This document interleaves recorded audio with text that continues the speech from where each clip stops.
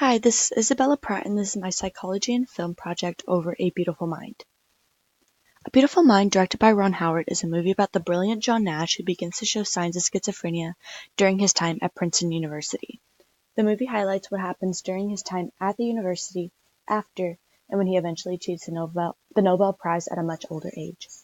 The setting of the movie starts in New Jersey in the late 1940s to early 1950s and continues on throughout John Nash's life. The other characters within the movie mostly consist of people who went to Princeton with Mr. Nash, very bright individuals, as well as doctors who were trying to figure out how to cure Mr. Nash's schizophrenia. Diagnosis.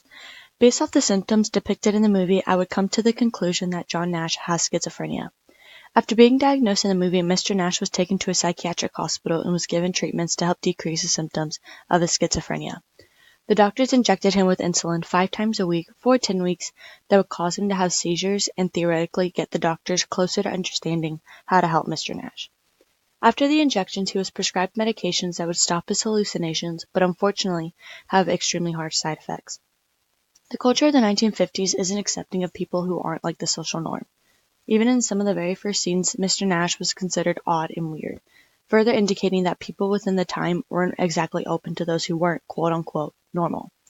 I don't think schizophrenia is diagnosed in all cultures, especially within the time period in the movie. I'd assume most doctors would conclude that the person is mentally insane and don't treat them with their true diagnosis. Evidence. 2 positive symptoms that were prevalent of John Nash throughout the film were 1. Hallucinations, and 2. Disorganized or catatonic behavior. This became more visible after Mr. Nash moved into his dorm at Princeton and began hallucinating his roommate. A negative symptom that was shown within the first scene of the movie to the end was schizoid. John Nash was very reserved and even claimed that he didn't like people very much, other than his wife, of course. The negative symptom that wasn't really shown or was the weakest within the film is absence of motivation. If anything, I think John Nash had nothing but motivation from his hallucinations.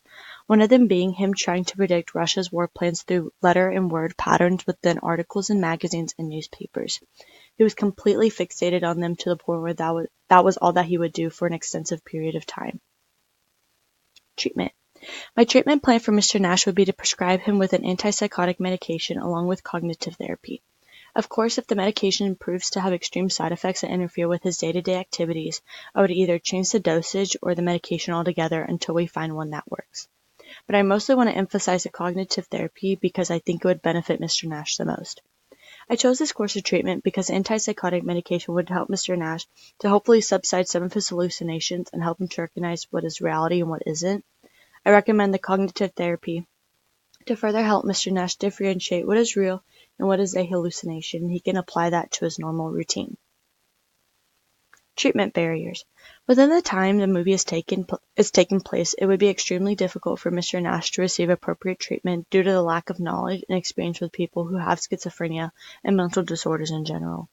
Not only did the medications given to Mr. Nash completely inhibit his ability to function properly, but there weren't any professionals to help Mr. Nash understand how to adjust to his mental disability.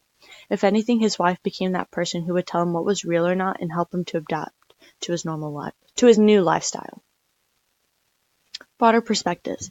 I think John Nash's schizophrenia disorder was portrayed extremely well within the film. If you don't have any prior knowledge to watching the movie, you may have assumed Mr. Nash had some type of antisocial behavior because his hallucinations, while they were a little out there, were portrayed realistically. We were experiencing what Mr. Nash was seeing and had a better understanding as to why he believed to the extent that he did. He thought it was reality. I think the film really helps us to grasp why the disorder is so serious and why it is so devastating for someone with schizophrenia to find out that what they thought was reality wasn't true at all. It emphasizes the sobriety of the disorder and why it's so important to decide what the best course of treatment is. Thank you.